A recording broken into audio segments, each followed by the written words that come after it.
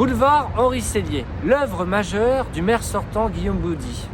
Enfin, œuvre majeure, il s'agit d'une queue de budget du conseil départemental, ses amis. Et par queue de budget, c'est-à-dire vite les travaux avant les élections, avec quelques concertations.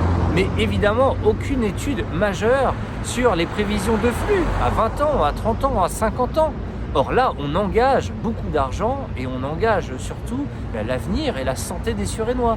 On pense à la sécurisation des piétons lorsqu'ils traversent, on pense à la santé et la qualité de l'air.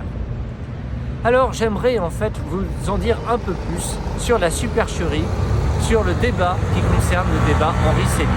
Madame de la Valette, monsieur Laïdi, qui aujourd'hui n'ont pas de mots assez durs à coup de communication, papier glacé, vidéo, agence de com pour leur candidat Xavier Iacovelli, en fait, ont voté pour ce projet de conseil municipal.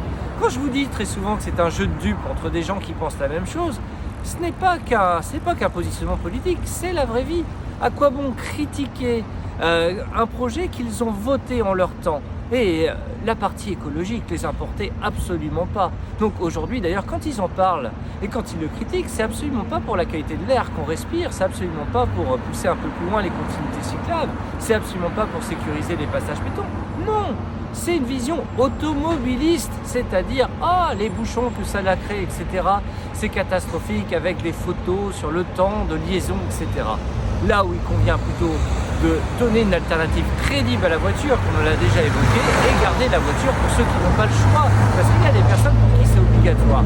Mais développons les transports en commun, développons les continuités cyclables, pour faire en sorte en fait, que de moins en moins de personnes aient besoin de la voiture. J'ai sûrement du mal à m'entendre, tellement le niveau sonore, les décibels, la pollution, au-delà de la pollution, de la qualité de l'air, la pollution sonore est importante au sein du boulevard Henri Sellier, montrant qu'il faut agir. Voici la première discontinuité cyclable. Je viens du boulevard Henri Sellier, je tourne à droite, avenue Charles de Gaulle, et la piste cyclable s'arrête net. Là, je me retrouve à l'arrière d'un bus. Je dois déboîter sans voir devant moi et avec les voitures qui arrivent lancées. C'est particulièrement accidentogène. Voici la deuxième discontinuité. Et à partir de là, on vient de passer le rond-point. Il en faut du courage aux cyclistes et j'en fais partie pour continuer le boulevard Henri Sellier et aller jusqu'à Saint-Cloud ou jusqu'à Cité-Jardin.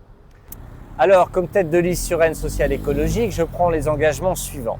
Tout d'abord, arrêter avec le simplisme. C'est un sujet complexe qui mérite mieux qu'une bataille entre deux droites qui se renvoient la balle. Nous travaillerons ardemment avec le département pour trouver une solution durable en pensant sur les 50 prochaines années. Cela passe a priori par réduire la place de la voiture. C'est extrêmement important pour la pollution sonore, pour la qualité de l'air. Pour ça, il faut développer les transports en commun.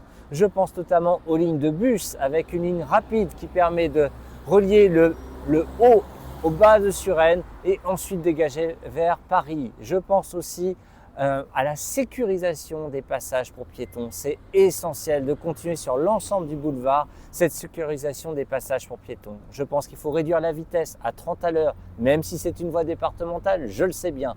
Il faut aussi développer le vélo pour que ce soit une alternative crédible et que les pistes cyclables ne s'arrêtent pas ici.